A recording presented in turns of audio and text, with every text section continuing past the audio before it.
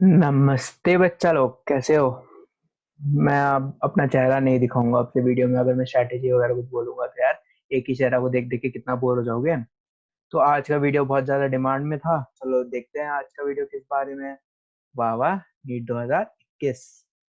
NEET 2021 अभी बहुत demand में है यार। अब 2020 के बारे में हम लोग इतना कितना बात करें, नीट 2021 और नीट 2022 के बारे में भी तो सोचना पड़ेगा। चलो देखते हैं नीट 2021। तो सबसे पहला चैलेंज क्या है नीट 2021 के लिए।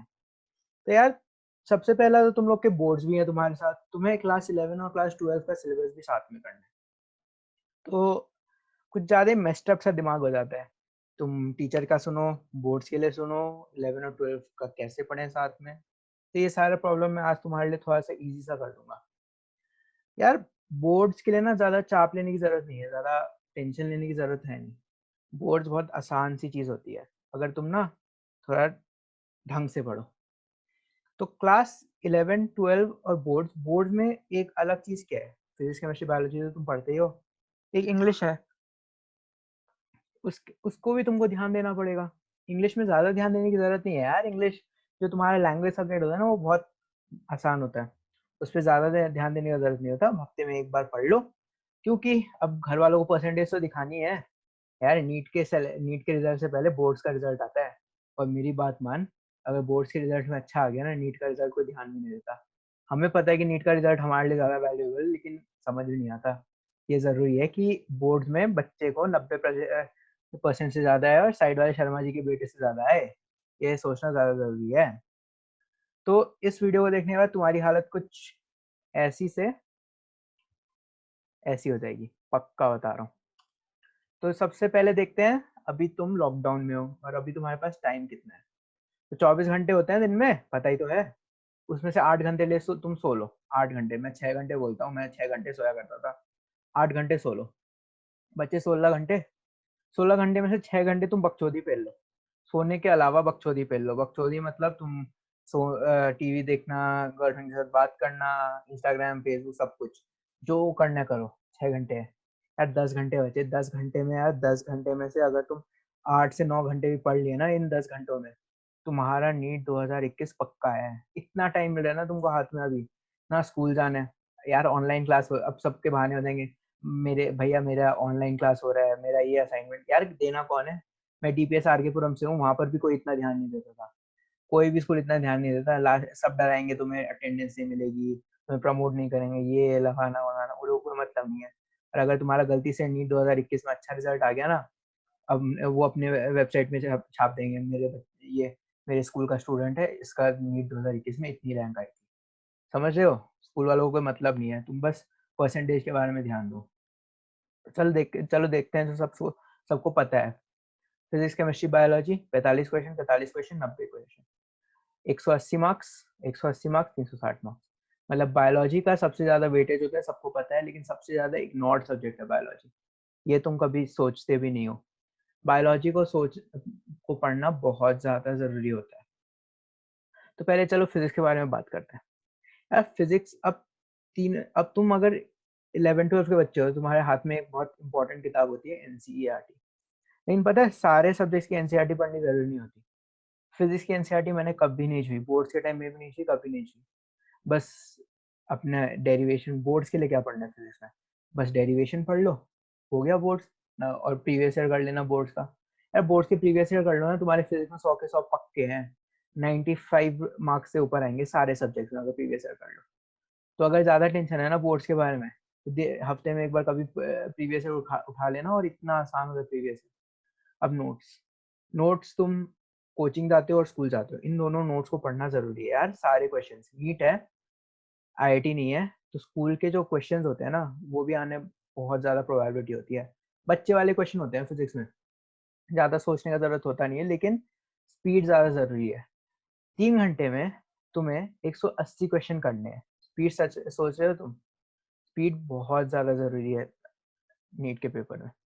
शायद से 1 मिनट मिलता है तुम्हें एक क्वेश्चन का। 1 मिनट एक क्वेश्चन का, बहुत ज्यादा, या 30 सेकेंड। तो क्वेश्चन सबसे ज्यादा कर लो फिजिक्स में। केमिस्ट्री में एनसीईआरटी पढ़ो, फिजिकल की नहीं, इनऑर्गेनिक और ऑर्गेनिक, ये दो एनसीईआरटी ये 2 चीज़ों की एनसीईआरटी इग्नोर नहीं करनी है। 30 क्वेश्चन पर डे बोल रहा हूँ, इसका मतलब ये नहीं कि तुम 30 क्वेश्चन करके छोड़ दोगे। तुम्हें इनऑर्गेनिक या ऑर्गेनिक में से किसी एक चैप्टर एनसीईआरटी पढ़नी बहुत ज़रूरी है, समझे? अब बायोलॉजी में आ जाते हैं। बायोलॉजी में तो तुम्हें पता है भगवान क्या है, बाइबल क्या है, कुरान क्या है, सब वही है एनसीईआरटी। एनसीईआरटी के अलावा यार कुछ मत पढ़ो। मैं 2000 मुझे ड्रॉप इसलिए करना पड़ गया था क्योंकि मैं जो कोचिंग क्लास होते हैं ये भाई देख, अगर तुम किसी यूट्यूब का भी चैनल देख रहे हो, उस उनमें उनको पैसे कैसे मिलते हैं? जितना ज़्यादा वॉच आवर्स बढ़ेंगे, मतलब तुम कितनी देर तक उनके चैनल देखोगे। यार एनसीईआरटी का एक चैप्टर मुश्किल से 1 या डेढ़ उसके 1.5 घंटे का होना चाहिए पढ़ाने के लिए। 2 घंटे का ले लो, पढ़ा अगर अच्छे से पढ़ा रहे हो।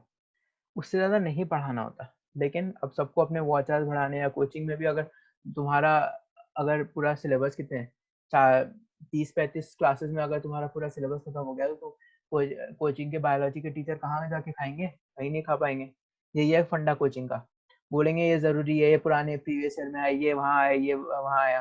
यार इतना दिमाग लगाना नहीं है, पहले एनसीईआरटी पढ़ो। एनसीईआरटी अगर तुम कंप्लीट कर चुके हो, अच्छे से कर चुके हो, मतलब हर एक पैराग्राफ तुम्हारे दिमाग में मेमोराइज्ड है, फिर यार नोट्स इंटरेस्ट के लिए पढ़ लो। हाँ जरूर कभी एमबीबीएस में आके शायद काम आते हैं, वो भी मेरे को अभी तक समझ नहीं आया क्या काम आएंगे। जेनेटिक्स जो मैंने 11-12 में पढ़ी वो मेरे को एमबीबीएस में भी आके नहीं पढ़ाई जाती है इतनी। मैं पढ़ा दूंगा अगर तुम लोग बोलोगे तो, लेकिन काम का नहीं है। मैं अभी बहुत वेला हूँ, लॉकडाउन चल रहा है मेरा भी, मैं भी घर में बैठा हूँ, ठीक है। और 20 एनसीईआरटी बेस्ड एमसीक्यूज, जो बाहर के क्वेश्चन के एमसीक्यूज होते हैं ना वो बहुत इजी होते हैं, वो डायरेक्ट फैक्ट बेस्ड होते हैं। लेकिन एनसीईआरटी के क्वेश्चंस के जो एमसीक्यूज होते हैं ना वो इतने घुमा फिरा के पूछते हैं ना, वो बहुत ज़्यादा डिफिकल्ट होते हैं। अपने ड्रॉप ईयर में मैंने कम से कम 30-40 बार एनसीईआरटी पढ़ी होगी, मतलब रोज मैं 2 या 3 चैप्टर पढ़ लेता था। तुम भी पढ़ो, अगर मैं तो बोलता हूँ 2-3 चैप्टर एनसीईआरटी के यार पढ़ लो। अभी स्टार्टिंग में तुम्हें टाइम लगेगा, मैं अभी स्टार्टिंग में इसलिए बोल रहा हूँ, एक चैप्टर पढ़ो बायोलॉजी का, एक चैप्टर, 2 चैप्टर, एक चैप्टर, 2 चैप्टर। जब 2-3 महीने के बाद जब 2-3 बार तुम एनसीईआरटी पूरा पढ़ लोगे ना, जो बच्चे मेरे से स्टार्टिंग से मेरे वीडियोस को देखते आ रहे हैं, वो अभी मेरे को मैसेज करके बोलते हैं अब मेरे से 20 मिनट में एनसीईआरटी हो जाती है। और आखिरी के टाइम तक ना 20 मिनट में एक चैप्टर होना बहुत जरूरी हो जाता है। बाद में जब तुम एक नीट आ रहा होगा उससे पहले अगर तुम देखोगे और तुम बोलोगे कि यार अब मैं कैसे करूं, एनसीईआरटी कैसे करूं, एनसीईआरटी होती नहीं है, बहुत टाइम लग जाता है, फिर तुम एनसीईआरटी को इग्नोर करने लग जाते हो, बिकॉज फिजिक्स और केमिस्ट्री भी रिवाइज करने के लिए होती है। इसलिए अगर तुम फिर बाद में जब नीट के आखिरी 2 महीने, मतलब अगर अगले साल नीट भगवान की कृपा से अगर मई में हो गया, तो अगर अप्रैल, मार्च और अप्रैल में अगर तुम देखोगे, मार्च और अप्रैल में अगर तुम पर डेली के 2 चैप्टर पढ़ोगे ना, तब तुम 20-20 मिनट में तुम्हारी एनसीईआरटी होने लग जाएगी और फिर फिजिक्स और केमिस्ट्री में तुम बहुत अच्छे से पढ़ाई कर पाओगे, ठीक है। तो यही बोलना है मुझे, इससे ज्यादा नहीं। तो चलो अब मैं अभी इतना ही बोलता हूँ, कुछ कुछ और चीजें हैं मैं चैप्टर वाइज बोल दूंगा। तो चलो देखते हैं क्लास 11 की फिजिक्स में क्या क्या इंपॉर्टेंट जो क्लास 12 में भी काम आएंगे, जो तुम्हें अभी जरूरी है। अगर तुम सारे क्लास 11 के चैप्टर्स नहीं कर पाओगे लेकिन तुम्हें 12 के लिए जरूरी हो सकते हैं। और तुम हर एक चैप्टर को कैसे पढ़ोगे? फिजिकल वर्ल्ड, पता नहीं क्या चैप्टर है इसमें, पता नहीं, कभी पढ़ा ही नहीं। इस चैप्टर में से बस वही है, इंटीग्रेशन डिफरेंशिएशन शायद यही है। यूनिट्स एंड मेजरमेंट, इस 2 चैप्टर में बस वर्नियर कैलिपर और स्क्रू गॉज, ये 2 टाइप के क्वेश्चन ना बहुत इंपॉर्टेंट है। Motion in straight line, motion in plane, gravitation और वेव्स, ये जो 4 चैप्टर है, इन 4 चैप्टर्स को तुम 12th के लिए प्रिपेयर कर लो यार। इन 4 चैप्टर्स को पढ़ने के बाद ना तुम्हारी 12th काफी आसान हो जाएगी, मैं बताऊंगा आगे जाके। बहुत सारे चीजों में कॉन्सेप्ट लगता है। ये मोशन काइनेमैटिक्स तो भाई तुम्हारा हर जगह पूछा जाता है, हर जगह। Laws of motion, work power energy और रोटेशन काफी डिफिकल्ट माना जाता है यार। अभी तुम्हारे पास टाइम है, अगर कोई क्लास 11 का बच्चा मेरे से ये देख रहा है, ये वीडियो देख रहा है, तो इसमें अगर तुम्हारे पास टाइम है, बिकॉज तुम्हारे पास अच्छा टाइम होता है यार, स्कूल टाइम में बहुत टाइम होता है। स्कूल में बैठे बैठे दिन में 2-3, 1 या 2 क्वेश्चन आंसर करवा के डेली, 1 या 2 क्वेश्चन, ज्यादा देर मत बैठो। एक एक क्वेश्चन आज सुबह पढ़ा तुम स्कूल जाने से पहले, दिन भर स्कूल में तुम जब क्लास में बैठे रहते हो, टीचर्स की सुनते नहीं हो क्लास में, मैं तो कभी नहीं सुना, तब उस क्वेश्चन के बारे में दिमाग खराब करते रहना। घर आते आंसर निकालना, नहीं निकला सोल्यूशन लिख लेना, एचसी वर्मा में उससे ज्यादा नहीं करना, कॉन्सेप्ट बन जाएंगे। उसके बाद डीसी पांडे या जो भी एमसीक्यू किताब तुम फॉलो करते हो उसको प्रैक्टिस करो दिन में 30 से 40 क्वेश्चन, 45 क्वेश्चन कर लो यार, इतना टाइम नहीं लगेगा। तुम्हारा सबसे बड़ी डिफिकल्टी ना सबकी फिजिक्स ही होती है। मैंने क्लास 11 और 12 में फिजिक्स स्ट्रॉन्ग कर ली थी, यही करके यार एमसीक्यूज बस प्रैक्टिस करता था मैं, कुछ नहीं आता था मेरे को, बहुत एवरेज स्टूडेंट था, क्लास में कभी जिंदगी में टॉप नहीं किया। नीट यार 17 कैसे आ गई मेरे को भी नहीं समझ आया। लेकिन फिर मैं जब मैं एनालाइज किया ना पेपर रिजल्ट आने के बाद, तब मेरे को पता चला नीट यार लाना कोई डिफिकल्ट बात नहीं है, बस स्ट्रैटेजी चाहिए, तो स्ट्रैटेजी लेके आओ। ठीक है। अब ग्रेविटेशन, ये ग्रेविटेशन क्लास 12 में इलेक्ट्रोस्टैटिक्स पहला चैप्टर है उसका, उसमें बहुत ज्यादा हेल्प करता है gravitation. Mechanical properties of solids, इसमें दो तीन फॉर्मूले, बहुत सिंपल चैप्टर है, ज्यादा माथा मारने का जरूरत नहीं है, सीधा लॉज है दो तीन, उनको पढ़ लो, वो आ जाएगा। फ्लूइड्स का भी क्वेश्चन ज्यादा आया नहीं, प्रीवियस ईयर कर लेना। इसमें इसके क्वेश्चन अगर तुम्हें ट्रबल दे रहे हैं मत ध्यान देना इस चैप्टर में, क्योंकि मेरे को भी बहुत ट्रबल दिया करता था, लेकिन मैं कभी ध्यान नहीं दिया। इसमें बस वो दो तीन फॉर्मूले हैं, रट लेना, फॉर्मूले रटने से हो जाएगा। तो मैं बता रहा हूँ इन 4-5 चैप्टर्स में कॉन्सेप्ट बनाना जरूरी है, chapter 3 to chapter 7। Chapter 9 chapter 10 concept नहीं चलेगा, नहीं भी होंगे तो ज्यादा डिफिकल्टी नहीं फेस करोगे तुम, मैं विश्वास करना। थर्मल प्रॉपर्टीज ऑफ मैटर, वाहियात चैप्टर, लेकिन क्वेश्चन आता जरूर है, एक या दो क्वेश्चन, बहुत वाहियात चैप्टर है, तो पढ़ लो, बहुत ही आसान चैप्टर है। थर्मोडायनेमिक्स, यार थर्मोडायनेमिक्स इतना प्यारा चैप्टर है, तुम सोच भी नहीं सकते हो। थर्मोडायनेमिक्स एनसी, सोचो तुम अगर थर्मोडायनेमिक्स अच्छे से कर लिया तो केमिस्ट्री और फिजिक्स दोनों की हो जाएगी, मतलब तुम्हारे कम से कम 5 से 6 क्वेश्चन बहुत मैटर करते हैं, 5 से 6 क्वेश्चन, मेरे टोटल 6 क्वेश्चन गलत हुए थे, तो तुम अफोर्ड ही नहीं कर सकते कुछ गलत करना। जब अगर तुम्हारे कट ऑफ 690 600 700 जाने लग गए, तो तुम क्या करोगे, लाने सारे क्वेश्चन सही करने हैं, राइट। लेकिन पहले बेसिक से स्टार्ट करो, फिर कॉम्प्लेक्स क्वेश्चन में जाओ, मेरा फंडा यही है। सब यही गलती करते हैं, पहले कॉम्प्लेक्स से स्टार्ट करते हैं, कुछ समझ आता नहीं है, बेसिक पढ़ते हैं नहीं, फिर फॉर्मूले रटने लग जाते हैं। जब जब फॉर्मूले रटते हैं, तब जो क्वेश्चन प्रैक्टिस कर रहे हो तुम देखोगे कि हाँ फॉर्मूले रटे हुए हैं यार, एक ही टाइप, जब तुम क्वेश्चन चैप्टर वाइज प्रैक्टिस करोगे तो एक ही टाइप का फॉर्मूला क्वेश्चन आएगा, तुम उसको करते रहोगे यार, फॉर्मूला डाल रहा हूँ, वैल्यूज डाल रहा हूँ, आ रहा है आंसर, मैथ्स की तरह हो गया, मजे आ रहे हैं करने में। फिर कुछ दिन बाद जब एग्जाम में क्वेश्चन आया, यार हो ही नहीं रहे मेरे से क्वेश्चन, पक मैंने प्रैक्टिस किए थे, क्योंकि तुम्हारे पास दिमाग में फंडा ही नहीं है, तुम तो बस कॉन्सेप्ट पढ़े ही नहीं, बस फॉर्मूले रटे हो।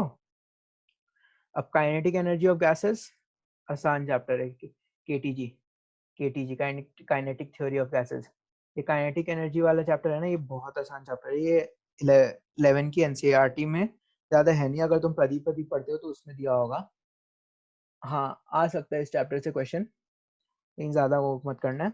एसएचएम और वेव्स, यार ये दो चैप्टर ना बहुत ज्यादा नेग्लेक्टेड रहता है, 12th तक आते आते भी तुम कभी नहीं कर पाते, मैंने कभी नहीं कर पाया, बिकॉज ये सारे चैप्टर्स ना इतना ज्यादा टाइम ले लेते हैं कि ये आखिरी के 4 चैप्टर्स तुम करते नहीं हो, तो अभी आखिरी के 4 चैप्टर्स भी पढ़ लो, हेल्प करेंगे। ये सारे चैप्टर्स तुम्हारे रिवाइज भी हो जाते हैं, चैप्टर्स तुम्हें रिवाइज करते कराता नहीं है कोई, ये चैप्टर्स, इसमें डेरिवेशन नहीं है। और एक और चीज, जब तुम बोर्ड्स के लिए पढ़ रहे हो तो तुम्हारे पास ये होती है बोर्ड्स, ये जो बोर्ड्स है ना, ये बोर्ड्स, इसमें बस एक चीज ध्यान रखना, फिजिक्स के डेरिवेशन, तुम फिजिक्स के डेरिवेशन बहुत अच्छे से पढ़ो। फिजिक्स के डेरिवेशन अच्छे से पढ़ने का मतलब ये है कि तुम, अगर तुम्हें बोले कि मैं ये स्टेप, किसी भी बीच के स्टेप का दे दिया तुम्हें डेरिवेशन का, तो ये बोले आगे का निकालना है, तुम्हारे दिमाग में 30 सेकंड का भी गैप नहीं होना चाहिए, इससे आगे कैसे निकालो।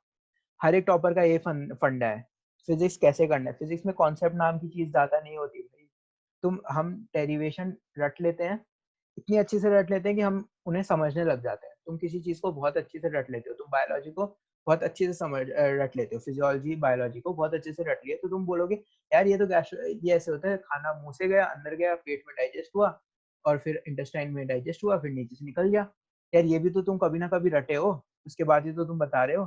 तो बेसिकली तुम्हारा फंडा यही होना चाहिए, तुम जब बोर्ड्स के लिए पढ़ रहे हो तो बस क्वेश्चन वाइज तुम्हारा डेरिवेशन नहीं रटना चाहिए, किसी भी नॉर्मल स्टेप से तुम डेरिवेशन आगे बढ़ लो। उसके बाद तुम जब क्वेश्चंस प्रैक्टिस कर रहे हो क्लास 11 और 12 में, तुम देखो कि तुम्हारा ये फॉर्मूला लग रहा है इस क्वेश्चन में, तो इस फॉर्मूले का डेरिवेशन क्या है, ये भाई ज्यादा फॉर्मूले ही नहीं है, जो तुम रटते हो ना सारे फॉर्मूले क्लास 11 और 12 में, हर एक अगर तुम 10 फॉर्मूले रटे, तो 10 फॉर्मूले से काम के तो 3-4 ही फॉर्मूले होते हैं, 3-4 फॉर्मूले काम के हैं, उनमें से बाकी सारे फॉर्मूले उन डेरिवेशंस में है, ध्यान दे के पढ़ना, मैं बता रहा हूँ। अब ज्यादा ज्ञान नहीं, चलो देखते हैं केमिस्ट्री के बारे में। केमिस्ट्री बहुत आसान सब्जेक्ट है, बहुत ही आसान। ये 2 चैप्टर्स, एलिमेंट पीरियोडिसिटी और केमिकल बॉन्डिंग, ये चैप्टर्स अच्छे से पढ़ लो, बहुत ज्यादा सोच लो। स्ट्रक्चर ऑफ एटम भी यार ये, और सम बेसिक कॉन्सेप्ट केमिस्ट्री ना रिलेटेड है, ऐसा नहीं है कि कोई चैप्टर सेपरेट है। अगर तुम्हारे ये चैप्टर अच्छे हो गए ना, तुम्हें एसपी ब्लॉक हाइड्रोजन करने में ज़्यादा टाइम नहीं लगेगा, और डीएनएफ ब्लॉक भी जो 12th में है। फिर ऑर्गेनिक, अब मैं बता रहा हूँ इन सारे चैप्टर्स जो चैप्टर 1 से चैप्टर 7-8, चैप्टर 8 तक है, एनसीईआरटी पढ़ने की जरूरत नहीं है, टाइम वेस्ट मत करो। चैप्टर 9 से लेके चैप्टर 14 तक एनसीईआरटी घोट लो अंधाधुंध, जैसे बायोलॉजी की एनसीईआरटी घोटते हो ना, वैसे घोट लो। Hydrogen, s block, p block, organic, ये घोट लो, एनसीईआरटी अंधाधुंध घोट लो, ठीक है। और ज्यादा बोलना नहीं है इसमें, बहुत आसान है। 12th और 13 चैप्टर जो है ना हाइड्रोकार्बन, इसके इक्वेशंस रट लो। तुम लोग जनरल ऑर्गेनिक केमिस्ट्री में इतना ज्यादा टाइम लगा देते हो कि हाइड्रोकार्बन भूल जाते हो। और ये जो टेक्निक्स का चैप्टर है ना, इसमें ये भी पढ़ लेना, इसके क्वेश्चन आ जाते हैं कि एक या दो लास्ट में, वो डिस्टिलेशन विश्लेषण जो बकवास है, ये आता है क्वेश्चन। एस बॉक पी बॉक डिफिकल्ट है, रटना बहुत मुश्किल है, लेकिन रट लो। रटने में तो तुम सारे अच्छे ही हो, मेडिकल में आ रहे हो, मैं तो अच्छा नहीं हूँ, तो मेरी मर्द से है मेडिकल में, बता रहा हूँ। अब क्लास 11 बायोलॉजी बहुत बुरा है, बता रहा हूँ। स्टार्टिंग के जो 4 इतने गंदा है ना क्लास 11 का बायोलॉजी, जितना अच्छा क्लास 12 का बायोलॉजी उतना ही गंदा क्लास 11 का बायोलॉजी है। मेरे 360 में से 220 नंबर आए थे 2018 की नीट में, 220। क्यों? क्योंकि मेरी बायोलॉजी स्ट्रांग नहीं थी। फिजिक्स और केमिस्ट्री में 130-140 आए, तो मतलब फिजिक्स और केमिस्ट्री का ज्ञान मेरे से जितना लेना है ले लो। जो गलती मैंने क्लास 11 और 12 में की है वो मत करना, तुम्हारा 1 साल बच जाएगा। तो सुन लो क्या बोल रहा हूँ मैं। यहाँ तक structural organisation of animal in animals तक, एनसीईआरटी के बाहर एक शब्द पढ़ लिया ना, लात खाओगे तुम मेरे से, कसम बता रहा हूँ, कभी दिख गए तो। इन चैप्टर्स में तुम्हारे कोचिंग वाले जितना बकवास पढ़ा है, मत जाना यार कोचिंग, मैं कभी नहीं गया। यूनिट ऑफ लाइफ, सेल, इसमें भी मत पढ़ो एनसीईआरटी के बाहर। मैं बता रहा हूँ कौन से चैप्टर्स में कभी तुम्हें एनसीईआरटी के बाहर, NCERT chapter 1, NCERT chapter 2, NCERT नीचे चलते जाओ यार। इन चैप्टर्स में ना कभी मुश्किल से कोई एनसीईआरटी, मैं तुम्हें फंडा बताता हूँ, देखो 360 मार्क्स का पेपर होता है। अगर तुम्हारा 360 मार्क्स के पेपर में से अभी तक का पैटर्न क्या है कि तुम्हारा 340 या 330 तक तुम्हारा एनसीईआरटी आता है, 20 या 30 मार्क्स जरूर एनसीईआरटी के बाहर आते हैं। लेकिन 20 या 30 मार्क्स जो एनसीईआरटी के बाहर आते हैं ना, अगर तुम सही तरीके से 11 और 12 में पढ़े होंगे तो तुम क्वेश्चंस तो अटेम्प्ट करे होंगे ना। जो एनसीईआरटी के बाहर के क्वेश्चन तुम्हारे कोचिंग के टेस्ट या कहीं के भी टेस्ट में कभी आ जाते हैं ना, वो गलती से वो कॉन्सेप्ट कभी पूछ लेते हैं। वो कॉन्सेप्ट टोटली एकदम ही बाहर का ना, 1 या 2 क्वेश्चन होता है वैसा। तो मतलब अगर तुम 330 मार्क्स तो सिक्योर करो यार पहले। हम लोग सब क्या करते हैं वो 30 मार्क्स के चक्कर में कि यार एनसीईआरटी के बाहर से ये क्वेश्चन आ गया, एनसीईआरटी के बाहर तो मैं क्या करूं, मैं किसको ब्लेम करूं। तुम ये समझते नहीं हो कि पहले 330 मार्क्स स्कोर करना जरूरी है। अगर तुम्हारा एक क्वेश्चन एनसीईआरटी के बाहर का है, वो कैरी करता है 5 मार्क्स। एक क्वेश्चन एनसीईआरटी का है, वो कैरी करता है 5 मार्क्स। एनसीईआरटी के बाहर तुम पूरा एमबीबीएस का वो पढ़ लो, गाइटन एंड हॉल, 1500 या 1600 पन्ने की किताब है बस, ह्यूमन फिजियोलॉजी की पढ़ लो यार पूरा। मैं मना नहीं कर रहा, पढ़ने का टाइम है तो पढ़ लो, मैं तो अभी तक नहीं पढ़ पाया, एमबीबीएस में 9 महीने हो गए, मैं तो पढ़ नहीं पढ़ा। लेकिन पढ़ना है पढ़ लो। लेकिन बस वो एनसीईआरटी की पतली सी किताब क्लास 11 में, जिसमें ह्यूमन फिजियोलॉजी कम 60-70 पेजेस की होगी मुश्किल से, उनमें से तुम 5 मार्क्स स्कोर करना आसान है। वो गाइडन जिसमें 1500-1600 पेजेस है यार। तुम्हारे नोट्स में इतना बकवास लिखाया जाता है, मैं बता रहा हूँ, मैं वो बकवास पढ़ के कुछ याद नहीं रहता, घंटा कुछ याद रहता है, तब तुम नीट देते हो। तुम डेली नहीं पढ़ सकते, तुम टॉपर नहीं हो। मैं रहता हूँ टॉपर्स के साथ मैमसी में, मेरे को पता है क्या हालत होती है उनकी यार। एक बार पढ़ लेते हैं वो भूलते नहीं है, लेकिन मैं ऐसा इंसान नहीं हूँ। मैं अभी भी ना जो इम्पोर्टेंट है ना, जो आने वाला है वो पहले पढ़ता हूँ, फिर अगर एक्स्ट्रा पढ़ना है वो पढ़ता हूँ। जो बीमारी ज्यादा इंपॉर्टेंट है वो पढ़ता हूँ, फिर बाकी की बीमारियां पढ़ता हूँ। वही टेक्निक होनी चाहिए। 330 मार्क्स पहले कवर करो, उसके बाद 30 मार्क्स के लिए ध्यान दो। तो पहले 330 मार्क्स तो एनसीईआरटी से पढ़ो। इन सारे चैप्टर्स में से तो कभी कते कते मॉर्फोलॉजी ना तुम देखोगे इतना बकवास पढ़ाता है, लेकिन एनसीईआरटी के बाहर से कभी भी नहीं आता है।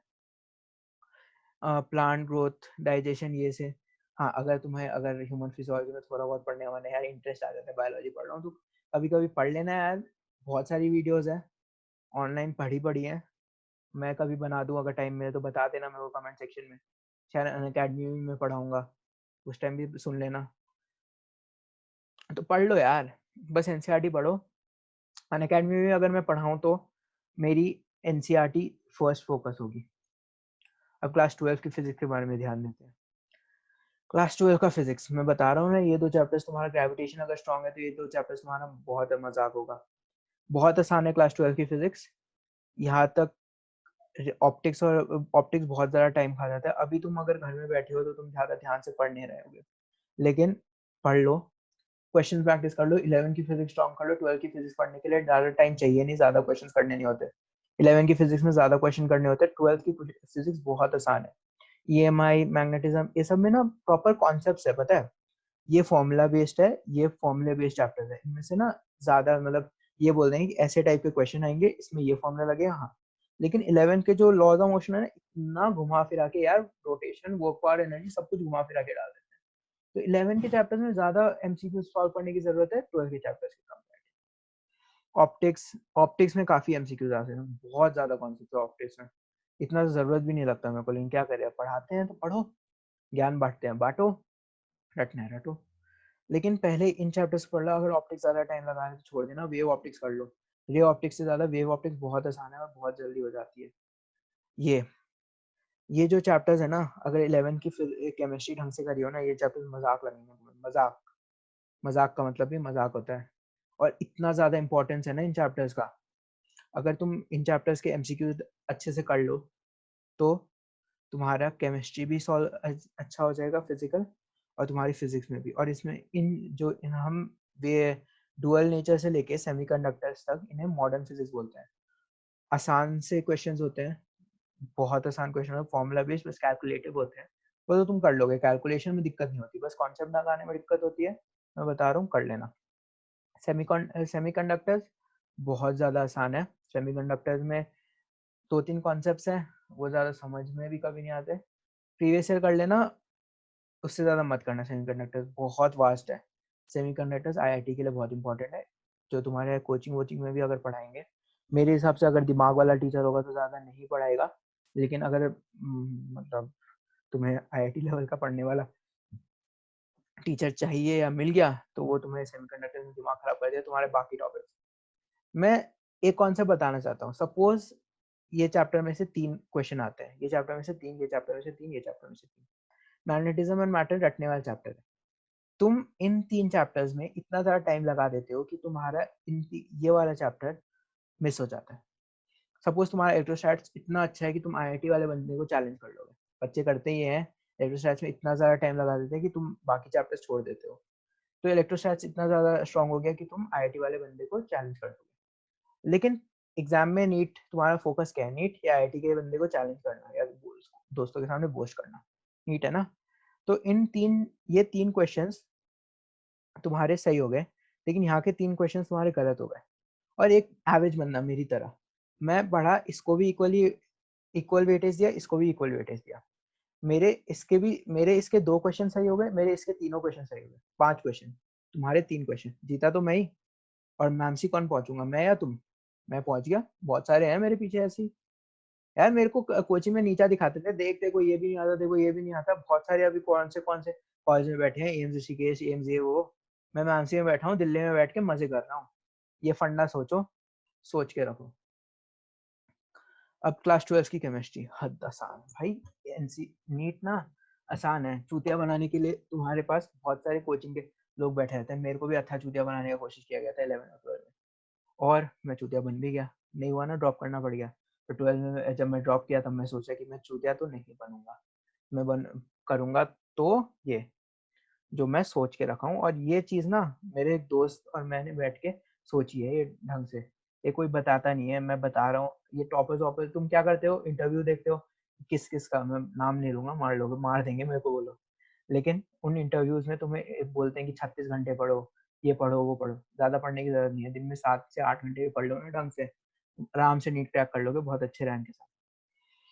सॉलिड स्टेट रटने वाला चैप्टर, सॉल्यूशंस 3-4 क्वेश्चंस आते हैं, इलेक्ट्रोकेमिस्ट्री ये अब यहाँ पर रट लो अच्छे से। कोऑर्डिनेशन कंपाउंड्स हद इंपॉर्टेंट चैप्टर है, हद आसान चैप्टर है। कुछ कुछ चीज़ें बाहर से होती हैं, अगर तुम कोचिंग जाते हो तो तुम्हें पक्का बताए जाएंगे। तुम कोचिंग जाओ, पढ़ो, उन क्लास अटेंड करो, नोट्स बनाओ, लेकिन उन नोट्स को पढ़ने से पहले शाम को आके एक बार वो प्रीवियस ईयर क्वेश्चन देख लेना उस चैप्टर का। तुम्हें पता चल जाएगा नोट्स में से ये टॉपिक इंपॉर्टेंट है, इन टॉपिक्स पे तुम्हें ज्यादा ध्यान देना, और बाकी के टॉपिक्स यार तुम्हारे कोचिंग के टेस्ट में भी तो नंबर लाने जरूरी है। कोचिंग के टेस्ट में तुम नंबर लाओगे ही लाओगे अगर तुम कोचिंग के नोट्स पढ़ोगे, तो लाने तो पड़ेंगे। घर वालों को तभी भी दिखाना है कि यार कोचिंग में पढ़ रहा हूँ, नहीं तो घर वाले बोलेंगे हाय पैसा बर्बाद है। पैसा कहीं बर्बाद नहीं हुआ, पैसा कुछ नहीं जाएगा अगर तुम बोलोगे पहले जाओ घर में पढ़ो, एमसीक्यूज लो, प्रीवियस ईयर क्वेश्चंस पढ़ो, प्रीवियस ईयर क्वेश्चन में टॉपिक देखो, टॉपिक देखोगे तो तुम्हें पता चलेगा कि ये टॉपिक इंपॉर्टेंट है, टॉपिक इंपॉर्टेंट नहीं है, ये टॉपिक कभी पूछा ही नहीं गया लेकिन कभी कोचिंग में पूछा जा सकता है। तो जो टॉपिक सबसे ज्यादा बार पूछा गया उसमें स्टार स्टार स्टार ट्रिपल्स है, और जो कभी नहीं पूछा है ना उसमें छोटा सा एक्साइटमेंट क्रॉस मार लेना। और जब कोचिंग का टेस्ट आ रहा होगा उससे पहले वो टॉपिक पढ़ लेना। मैं बता रहा हूँ कोचिंग के टीचर ऐसे होते हैं जो उन टॉपिक्स को जरूर देंगे जो कभी नहीं आया। अच्छा, ये मतलब जब चैप्टर वाइज क्वेश्चन टेस्ट होते हैं ना, ये तो एकदम सारे कोचिंग का एक ही ट्रेंड है, और ये क्वेश्चंस कभी आते नहीं है, तुम्हारा चूतिया कट जाता है, तो बोलते हो यार ये चैप्टर वीक रहा, ये चैप्टर हो नहीं रहा। तो मतलब बता रहा हूँ, सारे कोचिंग सेंटर्स बैठे हैं यहाँ पैसे हड़पने के लिए, कोई रैंक के बारे में नहीं सोचता। रैंक तो कौन निकालता है? रैंक वही बच्चे निकालते हैं जिनके पास हद से ज्यादा दिमाग होता है, या फिर जो बच्चे स्ट्रैटेजी से पढ़ते हैं, जो तुम्हें बहुत सारा पढ़ाते हैं ना, और फिर तुम्हें ऐसे बोलते हैं कि डिस्क्रिमिनेशन नहीं होना चाहिए, तुम्हें टॉपर्स की बैच में डालेंगे, सबको हम इक्वल पढ़ाएंगे, ये वो। यार वो जो टॉपर होते हैं ना, वो कितना घंटा पढ़ते हैं तुम्हें पता है ना? 12 घंटा, 13 घंटा, 14 घंटा पढ़ते हैं। मैं जो स्ट्रैटेजी बता रहा हूँ 7 से 8 घंटे पढ़ के भी आराम से तुम टॉपर बन सकते हो, मेरे ऊपर विश्वास करो। Coordination compounds, haloalkanes, alcohol, ये सब। अब इसमें से इतने सारे क्वेश्चंस बनते हैं, इतने सारे भाई। अब ऑर्गेनिक केमिस्ट्री का तो पूरा पीएचडी कर सकते हो तुम, बहुत सारे क्वेश्चंस भी आ सकते हैं। मैं आईआईटी की बात नहीं कर रहा, नीट में ना एनसीईआरटी के बाहर नहीं आता, विश्वास कर लो। नीट में एनसीईआरटी के बाहर कुछ कुछ टॉपिक्स होते हैं, वो इंपॉर्टेंट टॉपिक्स होते हैं, वो बार बार प्रीवियस ईयर में पूछे जा चुके होते हैं। मेरा एक ही फंडा है, पहले प्रीवियस ईयर करो फिर तुम चैप्टर पढ़ने बैठो। कोचिंग में पढ़ा तुम वो चैप्टर, स्कूल में पढ़ा वो चैप्टर, फिर प्रीवियस ईयर करो। प्रीवियस ईयर करने का तुम्हें पता चलेगा कौन सा क्वेश्चन आ सकता है, बहुत आसान लगेगा तुम्हें प्रीवियस ईयर, क्योंकि तुम सुबह ही वो चैप्टर पढ़े होगे। लेकिन एक महीने बाद फिर से तुम उस प्रीवियस ईयर को पढ़ना, और तुम उस चैप्टर प्रीवियस ईयर को करना और चैप्टर बिना पढ़े करना, एक महीने बाद तुम्हें कुछ याद नहीं होगा, वो प्रीवियस ईयर भी टफ लगेगा। लेकिन अगर तुम उसी टॉपिक्स को बार बार रिपीट करोगे ना प्रीवियस ईयर के, तो तुम बहुत स्ट्रॉन्ग कर लोगे।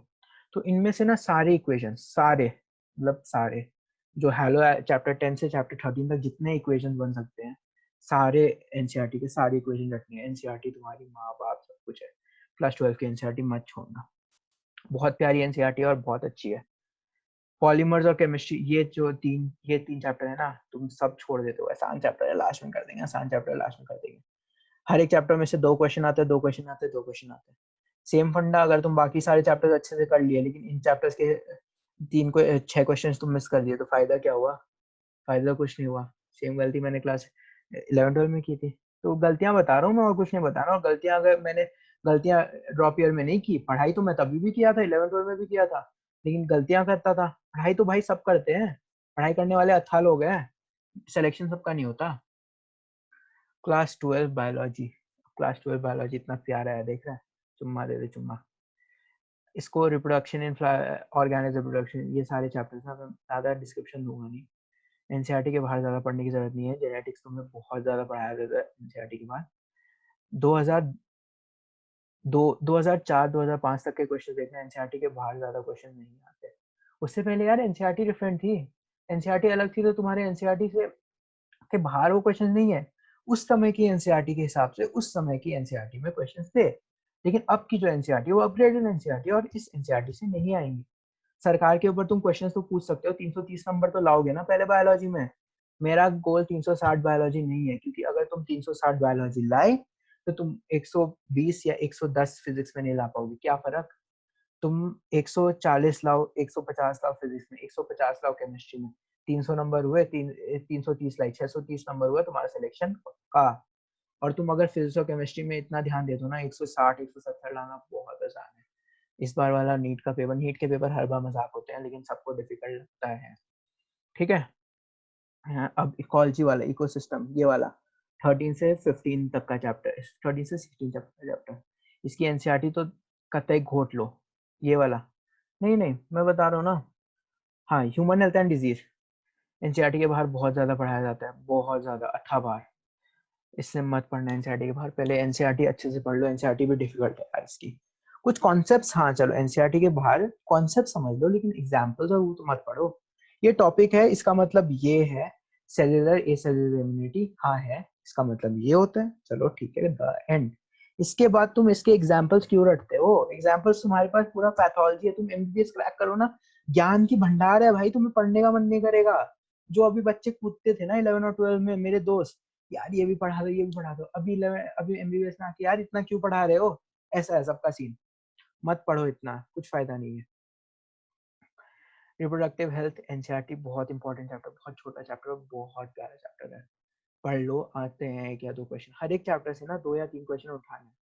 मेरा टीचर एक था, वो क्या बोलता था, वो बोलता था एग्जामिनर ना एनसीईआरटी से क्वेश्चन कैसे बनाता है, एनसीईआरटी वो उठाता है, एनसीईआरटी 2-3 पन्ने पलटता है हर एक चैप्टर के, रैंडम 2-3 लाइनें देखता है, लाइनें उठा के डालता है, तो हर एक लाइन एनसीईआरटी की जरूरी है, हर एक चैप्टर एनसीईआरटी का जरूरी